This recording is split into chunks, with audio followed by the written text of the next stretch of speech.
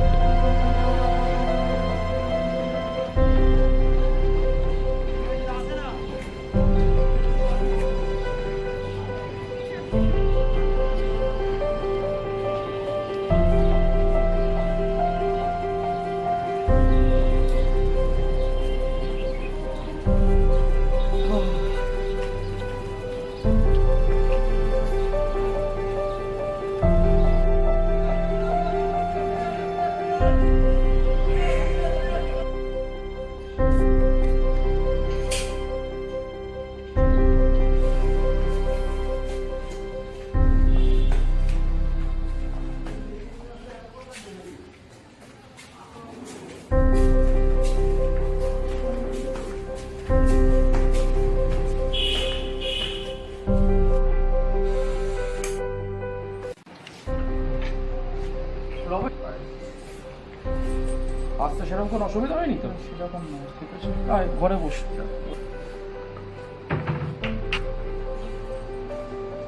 বস বস।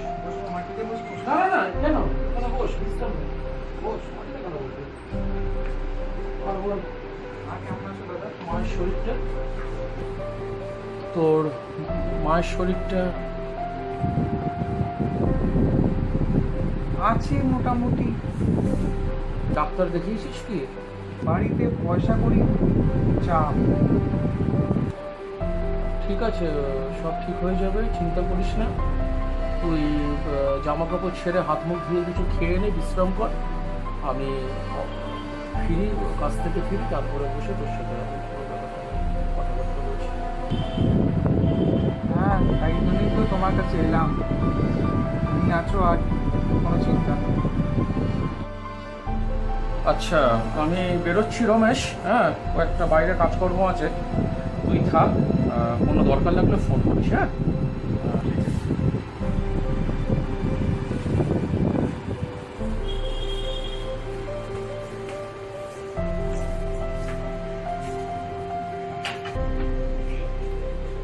Problem হবে না।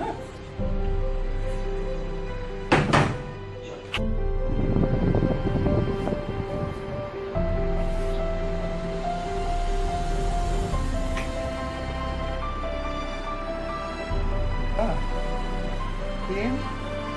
চানটা তো হয়ে গেল। গ্রাম থেকে এসে কি আরাম লাগছে।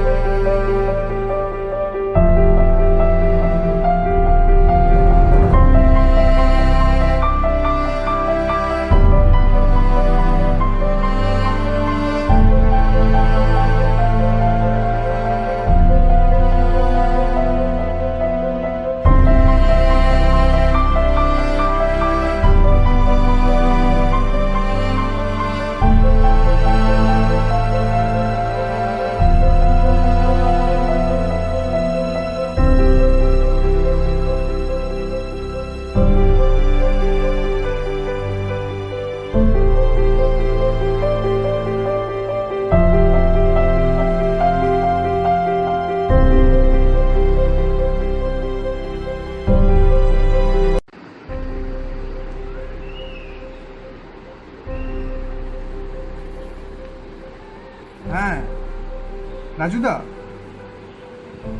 হ্যাঁ কখন আসবে? আচ্ছা আচ্ছা আচ্ছা আচ্ছা, না না আমি ঠিক আছি। হ্যাঁ ঠিক ঠিক ঠিক আছে, ওকে। হ্যাঁ বাবা বলো। হ্যাঁ রবি, কেমন আছিস? আছি, মোটামুটি চলে যাচ্ছি। তো চাকরির কোনো খবর হলো? সেরকম কিছু না, চেষ্টা চালিয়ে যাচ্ছি। আরে শোন না, তোর মা অপারেশন করতে তো 50,000 টাকা খরচা, 20,000 টাকা তো আমি জোগাড় করতে পেরেছি, আর 30,000 টাকা দরকার। দেখ তুই পারলে যত তাড়াতাড়ি সম্ভব 30,000 টাকাটা পাঠা, তাহলে তোর মাকে আমরা বাঁচাতে পারবো। না হলে তো বুঝতে পারছিস তোর মাকে হারাতে হবে। চেষ্টা করছি, কথা দিতে পারছি না কত তাড়াতাড়ি পারবো, কিন্তু তুমি চিন্তা করো না বাবা, আমি দেখছি কত তাড়াতাড়ি টাকাটা পাঠানো যায়।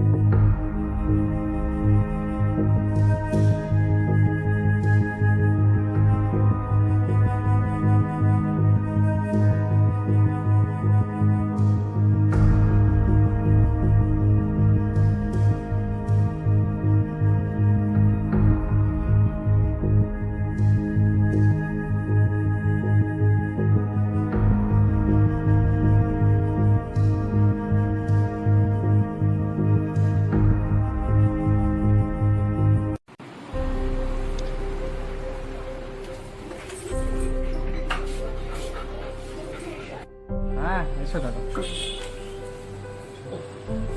সব ঠিকঠাক। আচ্ছা তুই বস, আমি একটু ফ্রেশ হয়ে আসছি। হ্যাঁ ঠিক আছে। বল রমেশ, বল।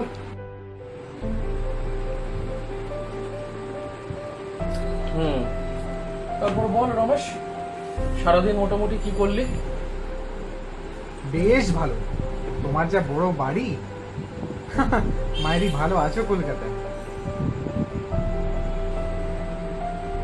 না সেরকম কিছু নয় রে ভাই, মেহনত করলে সবারই হয়। চল চাটা খাই, তারপর টিভি দেখি। হ্যাঁ চলো, চাটা খাওয়া যাবে, গরম গরম চা।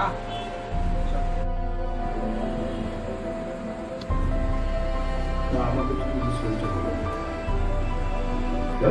ওই মিটিং এর আগে বানিয়ে ফেলবো। আর তুই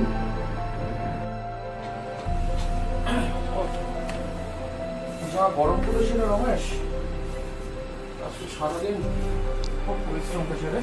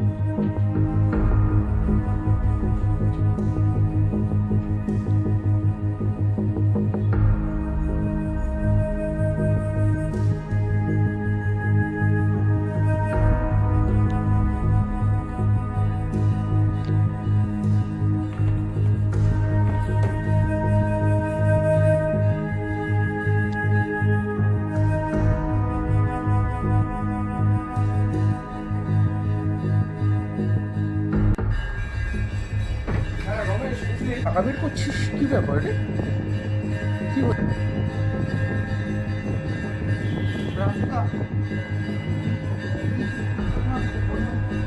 বাবার ফোন এসছে, মা খুব অসুস্থ, মা খুব অসুস্থ, মাকে বাঁচানোর জন্য টাকা লাগবে। আমার কোনো মাথায় আসছে না কি করবো, চাকরিরও কোনো খবর নেই, আর আমি তোমার থেকে টাকা চাইলে যে তুমি দেবে সেটা আমি বুঝতে পারছিলাম না। ভাবছিলাম কি করে তোমার থেকে চাই এতগুলো টাকা, অনেক টাকার ব্যাপার। রমেশ ঠিক আছে, কিন্তু তাই বলে তুই আমার মালিকের থেকে টাকা চুরি করবি? তোর টাকার দরকার তুই আমাকে বলবি তো? তুই মালিকের থেকে টাকা নিয়ে নিচ্ছিস, এটা আমার কাজের টাকা। তোকে যে কথাটা আমার বলার ছিল কিন্তু আমি বলতে পারিনি। আমি কালকে অনেক রাত্রিবেলা টায়ার্ড হয়ে ফিরেছি, তুই দেখেছিস। তোর কাজের ব্যাপারে পার্থদাকে বলে রেখেছিলাম, সেখান থেকে একটা খবর চলে এসছে, তোর কাজের ব্যাপারটাও ফাইনাল হয়ে গেছে। তুই কাল পরশুর মধ্যে জয়েন করতে পারিস। কি আর বলবো, আর টাকা পয়সা কি লাগবে তোর মায়ের খরচের জন্য, ট্রিটমেন্টের ব্যাপারে তুই আমার কাছ থেকে নিয়ে নে, তুই ইমিডিয়েট আগে টাকাটা পাঠা, তারপরে আমি কাজের ব্যাপারটা তুই কাল পরশু থেকে তুই জয়েন করিস। আমায় ক্ষমা করে দাও রাজুদা, আমি সত্যি তোমায় ভুল বলেছিলাম।